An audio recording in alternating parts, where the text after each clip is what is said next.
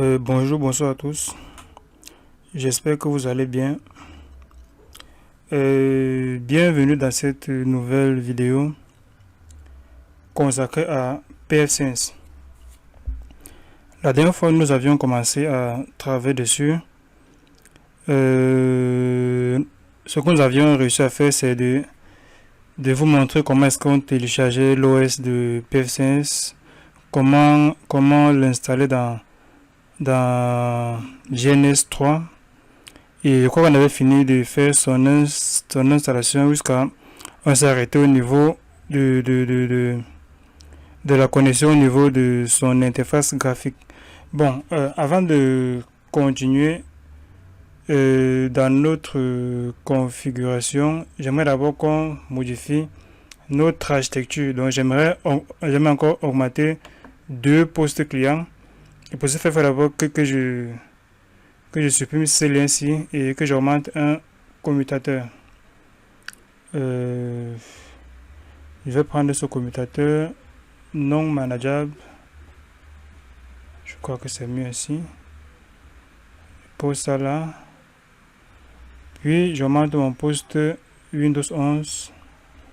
Puis j'ajoute un Virtual PC. Ok. Bon, maintenant je les connecte. Je remets d'abord mon premier port à ma deuxième carte réseau de PF5. Du moins la carte réseau qui est connectée à notre LAN. Je connecte nos différents postes clients.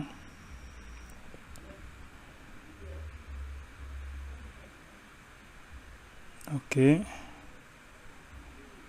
Bon.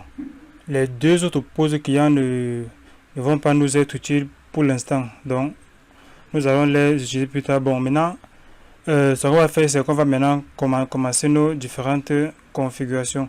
Et pour ce faire, il faut que j'entre maintenant dans mon poste Windows 10. Bon, je vais mettre une petite pause pour mettre d'abord les différentes configurations de notre... je montre quand même les adresses réseau qui seront assignées à nos différentes interfaces. Bon, mieux le faire en live. Bon, pour notre LAN, c'est ça qui nous intéresse le plus. Nous aurons la 192.168.10.254 en /24. Donc, notre interface EM1 ici là va avoir l'adresse IP 192.168.10.254. Bon, connectons. Bon, pour se connecter maintenant à notre PF5, nous aurons besoin de passer par un poste client pour l'administrer de manière graphique. Ok, bon, pour ce faire, il faut que je me connecte d'abord sur mon poste client. C'est où? C'est là. Ok. Je mets d'abord en plein écran. Il faut d'abord que j'essaie d'abord de voir si j'ai accès à mon PF5. Pour ça, il faut d'abord que j'ouvre la console de mon PF5 qui est quelque part là. Fais un clic droit dessus et passe sur console. Vous voyez notre réseau LAN ici là. Voici le réseau LAN qui est la EM1. Nous voyons que il a l'adresse 1.1 192.168.1.1. Or nous voulons la 10.254. Donc ce qu'on va d'abord commencer par faire, c'est de modifier d'abord notre adresse IP. Bon, pour ce faire, je dois maintenant sélectionner l'interface qui nous convient. C'est là. On va d'abord prendre l'option 2, Set IP Interface IP Address. Je clique sur 2, pas sur Entrée. Je sélectionne. Voici, on a première option qui concerne le WAN, deuxième qui concerne le LAN. Donc, j'appuie sur 2.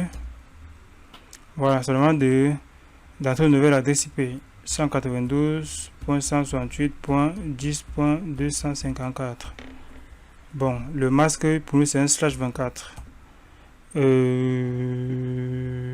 Non, on n'a pas besoin de passerelle. Pourquoi on n'a pas besoin de passerelle? Parce que vous voyez que après l'interface qui est là, vous voyez bien que après l'interface qui pointe sur notre LAN, c'est directement le réseau qui passe sur Internet. Donc, pour qu'un paquet quitte de notre LAN pour arriver sur Internet, on n'a pas besoin de passerelle, d'accord? Donc, la passerelle, c'est plus pour joindre les réseaux distants. Internet, c'est un réseau distant, mais on n'a pas besoin de mettre, par exemple, la passerelle pour Internet ici, là. Donc, ça n'a pas d'importance. Donc, la passerelle par défaut, ça n'a pas d'importance. Bon, je clique seulement sur Entrée. Enter the new LAN IPv6 address. Non, ça n'a pas besoin de ça. Do you want to enable DHCP server on LAN? Non, je n'ai pas besoin de l'activer maintenant. On le fera dans l'interface graphique. J'appuie sur non et bon, j'écris non, je passe sur Entrée. Do you want to revert to HTTP the Web Configurator Protocol? Yes, effectivement. J'en ai besoin. Je crois que la configuration est terminée. Oui, voilà ma nouvelle adresse. J'appuie sur Entrée. Voilà, vous voyez que nous avons maintenant notre nouvelle adresse tant souhaité. Bon, il faut maintenant qu'on essaie de voir si notre PF5 a accès à Internet. Et pour ce faire, il y a une option aussi qui permet de lancer des pings. C'est encore où là? Oui, c'est l'option 7. L'option 7, j'appuie sur C, j'appuie sur Entrée. Est-ce que c'est même ça? Non. Nous allons laisser vers le poste client. Je crois que c'est beaucoup mieux ainsi. Hein. Je crois que c'est beaucoup mieux. Ok. Bon, rentrons maintenant sur notre poste client. En fait, je n'aimerais pas couper cette vidéo. Donc, tout ce que je fais, j'aimerais que vous voyez comment les choses se passent terre à terre. Et croyez-moi, c'est assez facile. Il n'y a rien de compliqué là. Juste être un peu attentionné. Bon, je sais qu'il y a certains qui me posent les questions. Comment j'ai fait pour installer GNS3? Comment j'ai fait pour mettre tout ça en place? Je vous promets que je vais faire des vidéos uniquement consacrées à ça. Mais pour que la vidéo puisse passer, il va falloir que je détruise d'abord tout ce que j'ai... tout mon lab, quoi. Donc, mon laboratoire de travail, il va falloir que je détruise d'abord tout le laboratoire de travail qui est là. Donc pour ce faire, je le ferai quand je vais réinitialiser mon ordinateur. Bon, maintenant on se connecte. Pas maintenant sur mon poste client. Vérifions d'abord notre configuration TCP/IP. Pas sur ma carte réseau. Il faut que je regarde d'abord l'adresse IP que j'ai. Je clique là. Vous voyez ici là j'ai la 1.10. Or, nous sommes déjà dans la 10.0. Donc on va mettre même ici là même la 10.10. Vous voyez, puisque voici notre LAN qui est là. Et l'adresse réseau c'est je mets d'abord l'adresse réseau, je duplique ça et je modifie. L'adresse réseau de notre LAN c'est c'est la 142.168.10.0/24. Donc il faut que tous les postes clients qui sont dans notre LAN doivent être dans ces réseaux-là. C'est pour ça que j'ai donné la 10.10 à mon PC client. Ok. J'ai donné la 10.10. Il est où? Ok, j'ai donné la 10.10 à mon poste client et passe sur OK. Ok. Je vais d'abord essayer de lancer un ping sur mon pare-feu. Fait un ping 192.168.10.254. Donc je ping l'interface l'interface qui pointe vers notre LAN. Ok, vous voyez que tout se passe bien. Bon, pour me connecter maintenant à son interface graphique, j'aurai besoin d'un navigateur. Ici, je n'ai que Microsoft Edge, mais cette version de Edge est trop derrière. Bon, j'ai téléchargé Google Chrome parce que c'est plus facile de l'administrer avec un navigateur récent. Télécharger programme. Ok, c'est où? Bon, voici mon Google Chrome. Je vais seulement faire un glisser déposer là, ça va prendre automatiquement. Ce qui permet de gérer ça, c'est seulement les VMware Tools. Donc, je vous avais montré comment est-ce qu'on installait ça. Bon, je vais d'abord mettre pause avant d'installer mon Google Chrome. Sinon, ça va nous prendre du temps sur la vidéo.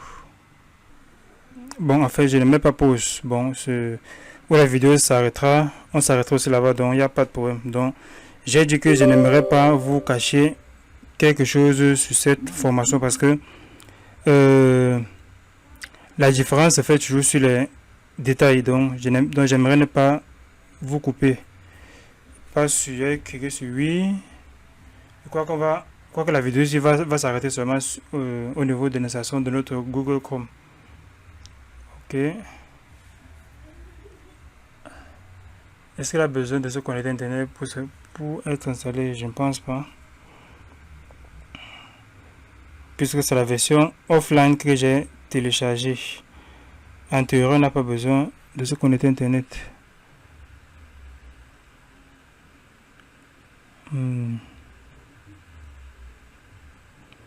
Patiente encore un peu. C'est en train d'installer.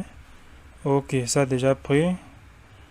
Bon, je pense que la demande de connexion qui a été initialisée, c'était peut-être pour regarder s'il y avait d'éventuelles mises à jour. Bon. Sélectionne tout ça. Suivant. Bon, ça n'est pas nécessaire. Bon, pour me connecter à mon pare-feu, je tape seulement son adresse IP. Bon, si je veux, je tape http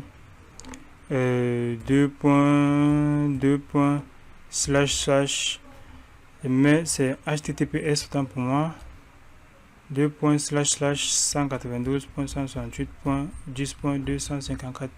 ça c'est l'adresse IP de notre pare-feu. J'appuie seulement sur entrée. Il refuse. Bon, je tape seulement 192.168.10.254. Ok, c'est bon. Nous savons que le login c'est admin et pf5. Je crois que nous n'avons rien oublié. Regarde si j'ai encore le temps. Bon, il me reste 1 minute 30. Je retourne encore. Ok. Ça me demande si j'enregistre. Bon, jamais.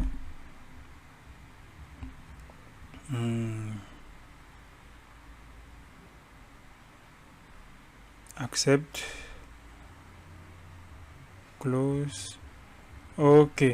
Bon, j'ai un avertissement ici là. J'ai un warning qui me demande the admin account password is set to the default value.